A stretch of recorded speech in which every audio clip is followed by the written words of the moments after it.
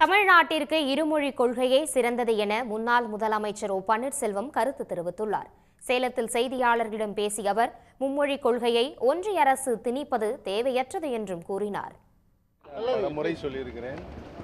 பேரறிஞர் அண்ணா அவர்களும் சட்டமன்றத்தில் தமிழகத்துடைய மக்கள் வரும்போது இருமொழி கொள்கை தான் என்று தீர்மானம் நிறைவேற்றியுள்ளார். மாண்புமிகு புரட்சித் தலைவர் எம்ஜிஆர் அவர்களும் தமிழக மக்கள் இருமொழி கொள்கை தான் விரும்புகிறார் என்ற தீர்மானம் நிறைவேற்றியிருக்கிறார்கள். மாண்புமிகு அம்மா அவர்களும் புரட்சித் தலைவர் வழியில் இருமொழி கொள்கை தான் தமிழகத்துடைய கொள்கை என்று தீர்மானம் நிறைவேற்றி தந்திருக்கிறார்கள். நான் முதலமைச்சராக இருந்தபோது கூட பல்வேறு கேள்விகளுக்கு பதில் சொல்லுகின்ற பொழுது